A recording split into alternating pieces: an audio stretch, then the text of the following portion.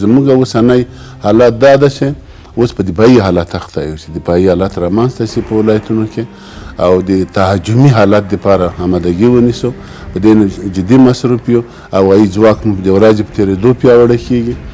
تجهیزات او وسایل او تخنیک مو د ورځې په تېرېدو پیاوړي کیږي او زه به انشاءالله باور در کوم چې ډېر ژر به خپل ولایتونه د تهاجمي حالت وځي انشاءالله. تدبیرونه مو دا دي چې په ټول قوت او په ټول عظمت چې اوس موږ هوایي قوت مو ډېر قوي شه او اوس هلته ظرفیتونه موجود دي، یعنې په دې معنا چې مشکل په اکثریت ځایو کې مدیریتي مشکل ده. مدیریتي مشکل ده، د مدیریتي مشکل د حل دپاره جدي اقدامات روان دي. هلته دفاعي حالات په ډېر قوت روان ده چې دفاعي حالات رامنځته شي او د دفاعي حالات په څنګ کې اطمینان مو دا ده چې ښارونه موږ ته سره کرښه ده.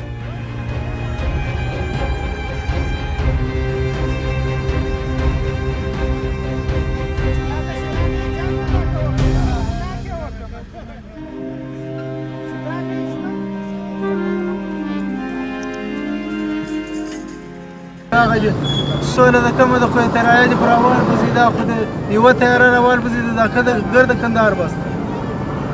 دا تیارې دې چیشته ساتي